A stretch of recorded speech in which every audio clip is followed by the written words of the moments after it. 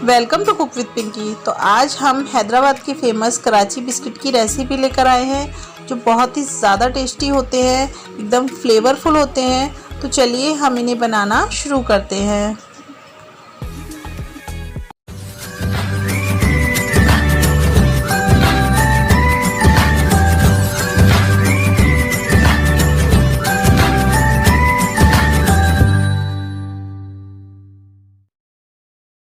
तो बिस्किट बनाने के लिए हमने यहाँ आधा कप ये पिसी हुई चीनी ले ली है और आधा कप हमने बटर ले लिया है और 1/4 कप हमने वनीला कस्टर्ड पाउडर ले लिया है, आधा कप दूध, आधा कप टूटी फ्रूटी और 1 कप ये हमने मैदा ले लिया है और ये हमने पाइनएप्पल एसेंस ले लिया है।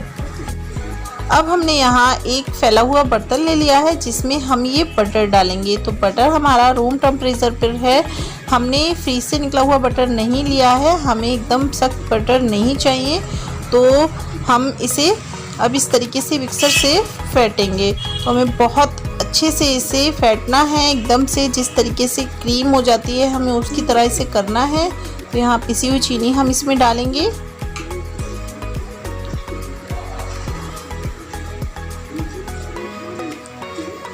थोड़ी थोड़ी चीनी हम इसमें डालते जाएंगे और इसे चलाते जाएंगे। तो बटर और चीनी को हमें बिल्कुल व्हिप क्रीम की तरह कर लेना है। जब तक ये व्हिप क्रीम की तरह नहीं हो तब तक हमें इसे इसी तरीके से लगातार चलाते रहना है। इसका कलर जो है वो येलो से वाइट हो जाएगा। तो इसे करने में हमें टाइम लगेगा, लेकिन हमें इसको इसी तरीके से करना है। अगर आपके पास इलेक्ट्रॉनिक बीटर है तो आप उससे भी इसे कर सकते हैं, उससे इसका जो काम है वो जल्दी हो जाएगा। तो ये देखिए कितना अच्छा एकदम फ्लफ़ी हो गया है, ये एकदम क्रीम की तरह लग रहा है। कलर भी इसका बिल्कुल चेंज हो चुका है। अब हम इसमें आधा चम्मच वनीला एसेंस डाल देंगे। तो अब हम इसमें टूटी फ्रूटी डाल देंगे।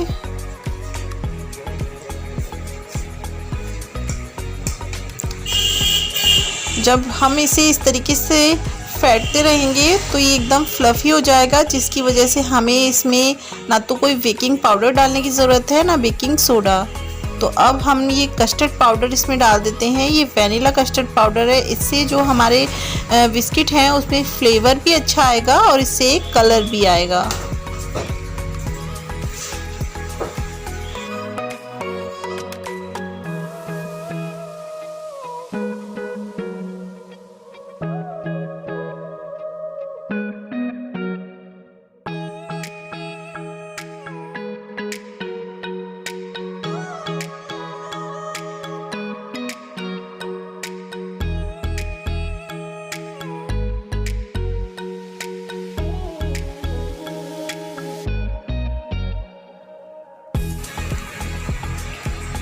तो अब हम इसमें मैदा डालेंगे। तो मैदा हम इसमें थोड़ा थोड़ा कर डालेंगे।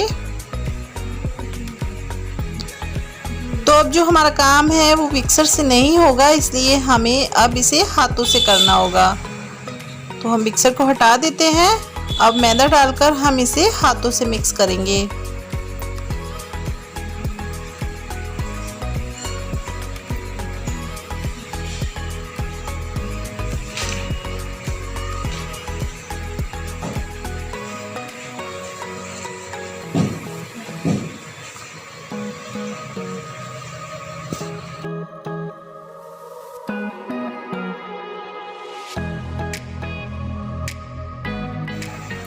तो अब हम इसमें दूध डालेंगे। दूध हमने आधा कप लिया था, लेकिन हमें इसमें 2 से 3 चम्मच ही दूध डालना है, ज़्यादा दूध हमें इसमें नहीं डालना है। तो हमने सिर्फ 2-3 चम्मच दूध डाला है इसमें और इसे हम बहुत अच्छे से मिक्स कर लेते हैं। तो ये 2-3 चम्मच दूध से ही बिल्कुल डो हमारा बनकर तैयार हो जाएगा।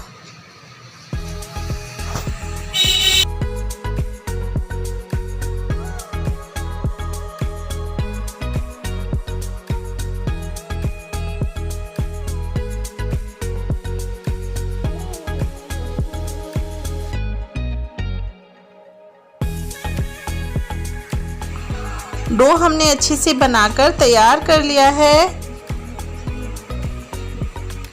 अब हम फॉइल पेपर ले लेंगे। तो यहाँ फॉइल पेपर हमने ले लिया है और हम इसे फॉइल पेपर पर इस तरीके से सेक देंगे। तो हमें अगर गोल बिस्किट बनाने हैं तो हम इसे गोल आकार में बनाएंगे और अगर हमें चौकोर बनाने हैं तो हम चौकोर आकार देंगे।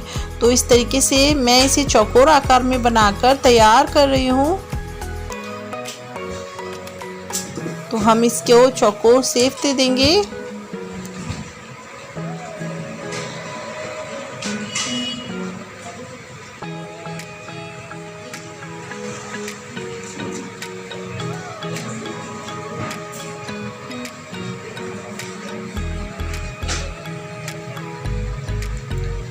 अब हम इसे पलट लेते हैं।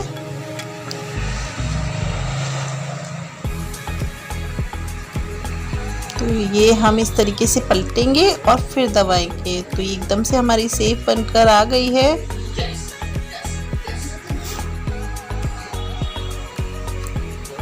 अब हम फॉइल पेपर इस तरीके से इस पर लगाएंगे और इसे चौकोर आकार देते हुए फोल्ड करेंगे।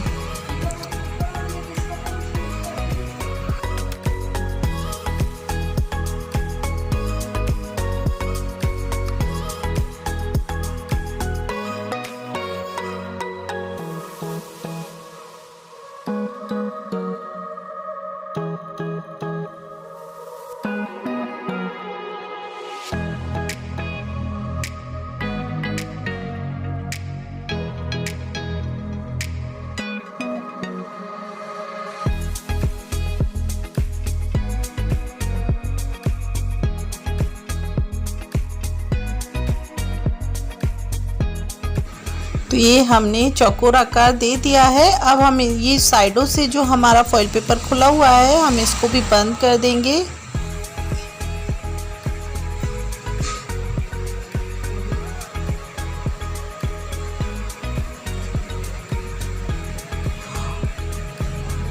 तो अच्छे से हमने इसे कवर कर दिया है और अब हम इसे 1 घंटे के लिए फ्रीज में रख देंगे। तो हम इसे फ्रीज़र में नहीं रखेंगे, हम इसे फ्रीज में रखेंगे और 1 घंटे बाद हम इसको निकालेंगे। तो चलिए हम इसे फ्रीज में रख देते हैं।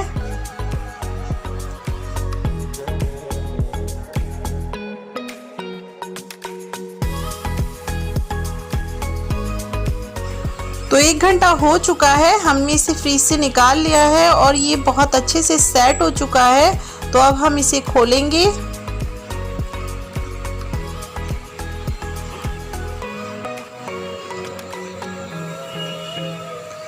तो ये बहुत ही अच्छे से सेट हो चुका है। अब हम इसे प्लेट में रख लेंगे।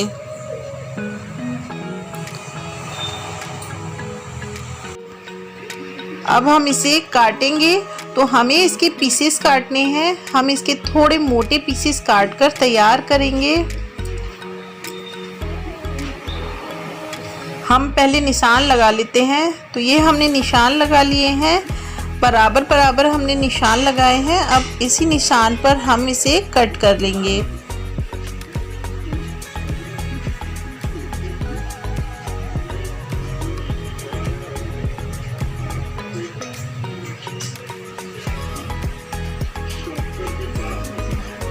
तो ये हमने सारे बिस्किट काट लिए हैं और हमारे जो कटिंग करने से थोड़ी सी शेप बिगड़ गई है हम उसे सही कर लेंगे। तो इस तरीके से हम इसे सही कर लेते हैं।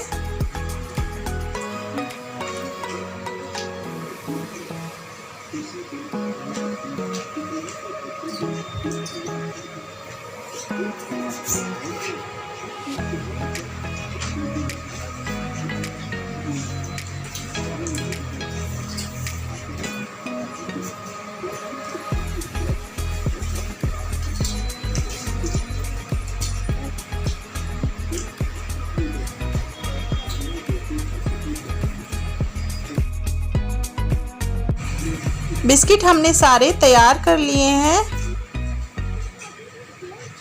अब हम एक प्लेट ले लेते हैं। यहाँ हमने एक प्लेट ले ली है, इसे हम घी से इस तरीके से ग्रीस कर लेंगे। हम इसलिए इसे ग्रीस करेंगे ताकि जो हमारे बिस्किट है वो बहुत अच्छे से निकल कर आ जाएं, वो नीचे चिपके नहीं। तो बिस्किट हम इसमें रख देते हैं। अब बिस्किट हम थोड़ी दूरी दूरी पर ही रखेंगे क्योंकि बिस्किट हमारे बेक होने के बाद थोड़े फूलेंगे और थोड़े बड़े होंगे, जिससे इनको जगह चाहिए तो हम थोड़ी गैपिंग देंगे इसमें।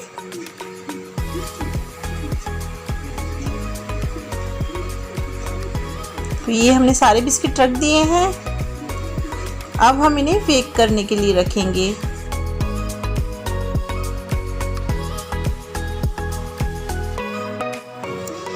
हमने यहाँ 10 मिनट पहले गैस पर एक कढ़ाई रख दी थी जिसको हमने ढक कर रखा था और ये बहुत अच्छे से प्री हीट हो चुकी है। तो यहाँ हमने अंदर एक ढक्कन भी रखा था उल्टा कर। अब हम ये अपनी बिस्किट वाली प्लेट इस पर रख देंगे। आप ढक्कन की जगह स्टैंड भी इसमें रख सकते हैं। तो अब हम इसे ढककर 25 से 30 मिनट के लिए रखेंगे और गैस का फ्लेम लो टू मीडियम रखेंगे। तो इसे हम ढककर रख देते हैं।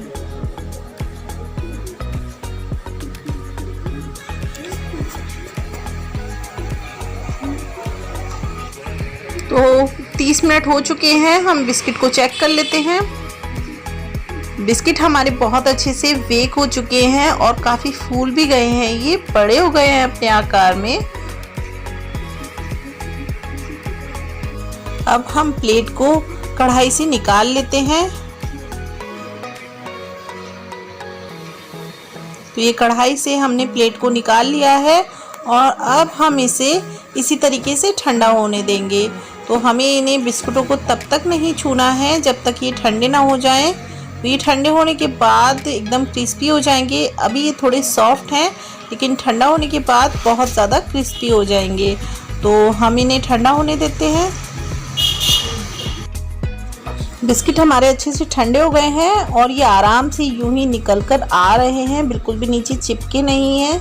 अब हम इन्हें दूसरी प्लेट में रख लेते हैं।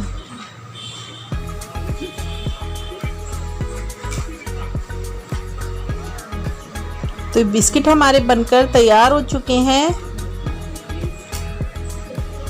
ये बिस्किट खाने में बहुत ज़्यादा अच्छे लगते हैं। आप इन्हें चाय के साथ भी खा सकते हैं या फिर सिर्फ इसी तरीके से आप इन्हें खाएंगे तो भी ये बहुत ज़्यादा टेस्टी लगते हैं। तो आप मेरी रेसिपी को ज़रूर ट्राई करना और आपको मेरी रेसिपी कैसी लगी ये भी मुझे कमेंट करके बताना। तो मैं बिस्किट तोड़कर भी आपको दिखा देती हूँ कि कैसे हैं अंदर से। ये देखिए कितने अच्छे बिस्किट बनकर हमारे तैयार हुए हैं।